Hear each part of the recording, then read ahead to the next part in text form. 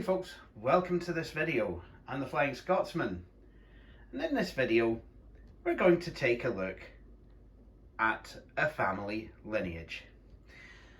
Now you might be wondering what I mean by that. Well, let me show you. What we have are two Apple laptops. Both Apple laptops are non-pro machines. They are both running on non-Intel chipsets or CPUs or anything like that. And, well, they're both Macs. So let's have a look. On the left, we have an iBook G3 with a 300 MHz PowerPC G3 processor, which is why it's called the iBook G3. And this is the earlier clamshell model. This is running, I must also say actually that none of these machines are running Mac OS X, because this one, we power it on, it bongs, and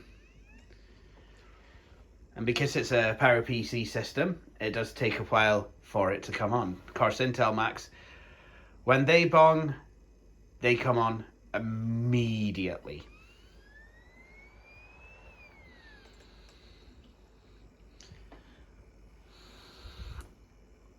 So the specs of this machine, it's got PowerPC G3 clocked at 300 MHz. It's got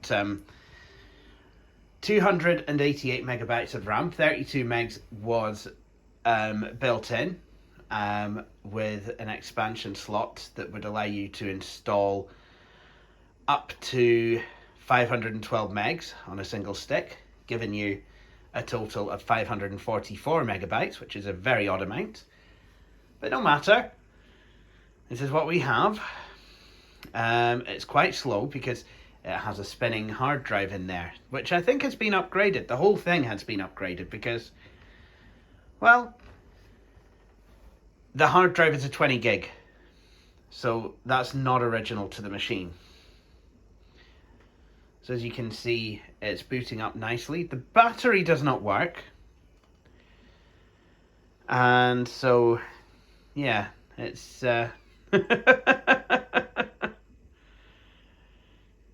yeah, it's very, very slow. But you have a Finder. You have, I can't remember what Dave used to do, but he's not happy, whoever he is. Have a Finder, you have the Apple logo, and you've got Macintosh HD on the desktop, and that's where all of your applications are. And yeah, there are accessibility options, but you have to install them from the disk. I thought I had, but I couldn't find it. But there you go, a Mac. Interface-wise, this has got a single USB port, Ethernet modem.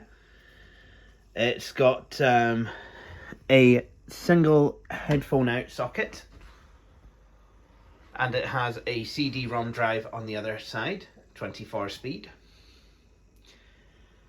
It has a 12.1 inch TFT display, and it has a keyboard and a trackpad. The keyboard's not bad to type on, just kind of standard Apple fare really from the late 90s. So anyway, let's have a look at this machine's much younger relative. This, we open it up. You can do it with one hand. And in between 1999 and 2023, it still has the same bong. As you can see, it's a lot quicker. And I'm going to need to type my password. Okay, so now this computer has completely started.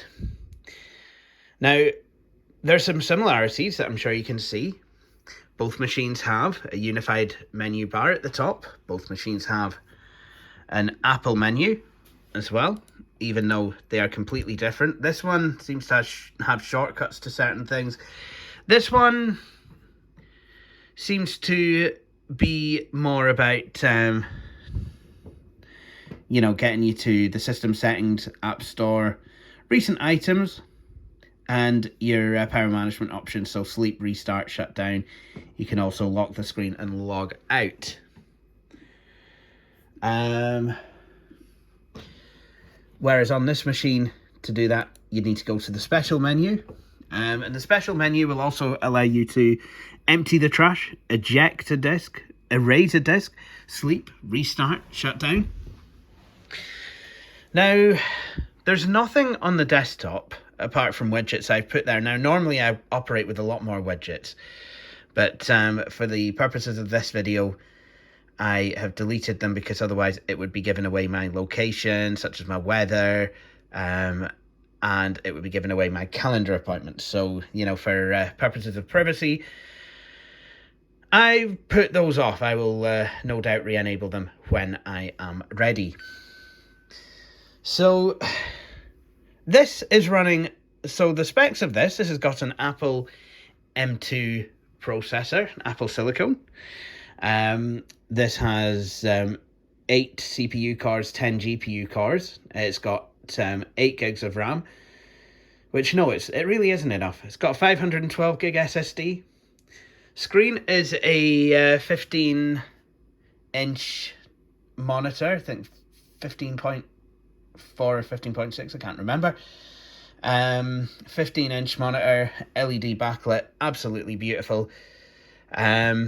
It has a notch, which is a very controversial design. So yeah, it's the notch book. So it kind of looks like my iPhone there, because that too has a notch. So yeah, your notch houses your webcam and all that stuff. You have a keyboard, which is quite nice to type on. It's backlit. And you have an Apple trackpad. Now, this machine only has one button.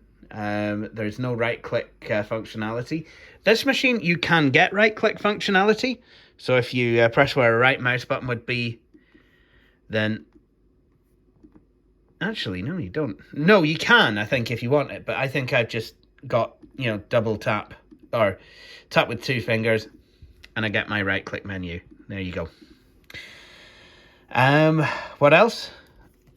Lots of accessibility options right off the bat, including magnifier, voiceover, I think the subtitles and things like that.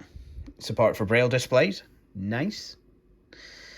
And the I/O of this machine, it has 2 USB-C ports, which are also Thunderbolt 4. Now, these ports can be used for lots of things, including, you know, getting an HDMI socket so you can output a signal to a monitor or a TV. So I've got a few dongles that will provide me with USB-A ports and things like that.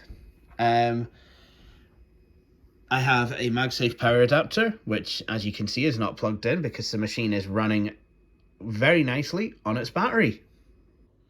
So on this side of the machine, we have a headphone jack. So that is the family Lineage. We've got an iBook, and then several generations later, we have a MacBook Air. So thank you for watching this video. I hope you enjoyed it, and please do tune in for my next video. Thanks for watching, and cheery bye.